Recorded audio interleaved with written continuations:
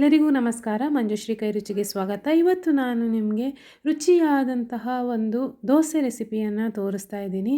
ಅಡೈ ಅಂತ ಕರೀತಾರೆ. ಇದು ತಮಿಳುನಾಡಿನಲ್ಲಿ ತುಂಬ ಸ್ಪೆಷಲ್ ಆಗಿರುವಂತಹ ರೆಸಿಪಿ.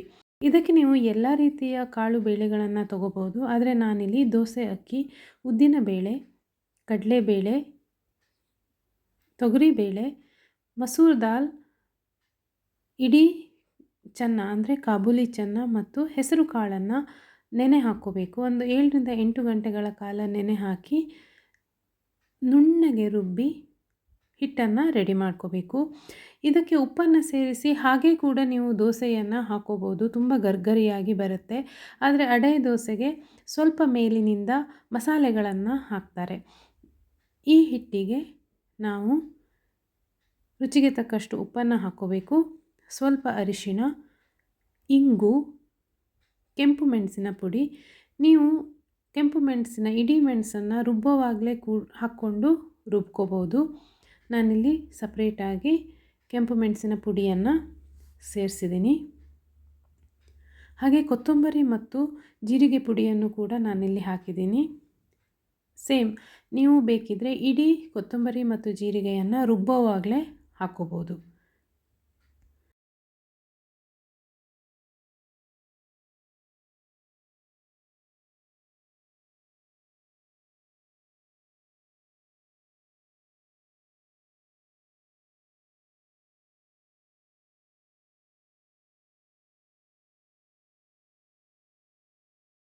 ಈಗ ಇದಕ್ಕೆ ಸಣ್ಣದಾಗಿ ಹೆಚ್ಚಿರುವಂತಹ ಕರಿಬೇವಿನ ಸೊಪ್ಪನ್ನು ಹಾಕ್ತಾಯಿದ್ದೀನಿ.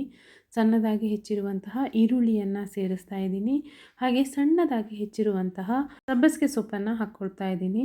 ನೀವು ಸಬ್ಬಸಿಗೆ ಸೊಪ್ಪಿನ ಜಾಗದಲ್ಲಿ ಮೆಂತ್ಯ ಸೊಪ್ಪನ್ನು ಕೂಡ ಸೇರಿಸ್ಕೋಬೋದು. ಪಾಲಕ್ ಸೊಪ್ಪನ್ನು ಕೂಡ ಸಣ್ಣದಾಗಿ ಹೆಚ್ಚಿ ಹಾಕ್ಕೋಬೋದು ಅಥವಾ ಹರಿವೆ ಸೊಪ್ಪನ್ನು ಕೂಡ ಸೇರಿಸ್ಕೋಬೋದು.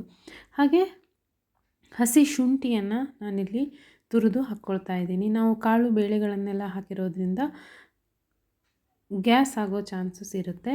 ಅದಕ್ಕೋಸ್ಕರ ಹಸಿ ಶುಂಠಿಯನ್ನು ಹಾಕ್ಕೊಂಡಿದ್ದೀನಿ. ಎಲ್ಲವನ್ನು ಸೇರಿಸಿ ಮಿಕ್ಸ್ ಮಾಡಿ ನೀವು ಇಮಿಡಿಯೇಟಾಗಿ ದೋಸೆಯನ್ನು ಮಾಡ್ಕೋಬೋದು. ಇದಕ್ಕೆ ಫರ್ಮೆಂಟೇಷನ್ನ ಅಗತ್ಯ ಇಲ್ಲ.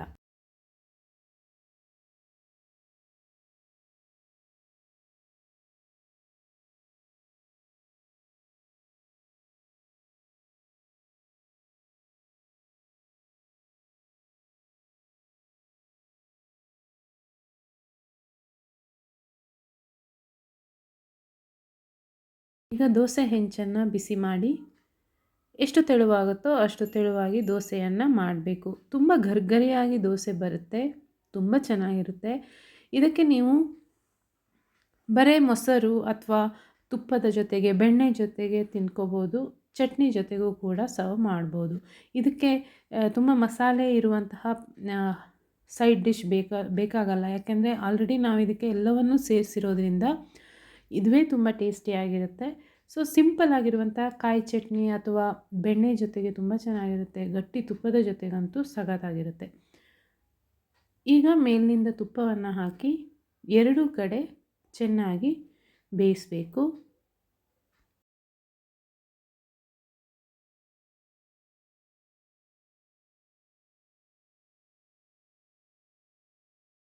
ಸಿಂಪಲ್ ಮತ್ತು ಟೇಸ್ಟಿಯಾಗಿರುವಂತಹ ಅಡೈ ದೋಸೆ ರೆಡಿ. ಇದನ್ನು ನೀವು ಬೆಳಗಿನ ತಿಂಡಿಗೆ, ಈವ್ನಿಂಗ್ ಸ್ನ್ಯಾಕ್ಸ್ಗೆ ಅಥವಾ ಡಿನ್ನರ್ಗೆ ಮಾಡ್ಕೋಬೋದು. ವಿಡಿಯೋ ಇಷ್ಟ ಆಗಿದರೆ ಪ್ಲೀಸ್ ಲೈಕ್ ಮತ್ತು ಕಮೆಂಟ್ ಮಾಡಿ. ಹಾಗೆ ಹೆಚ್ಚು ಶೇರ್ ಮಾಡಿ. Thank you.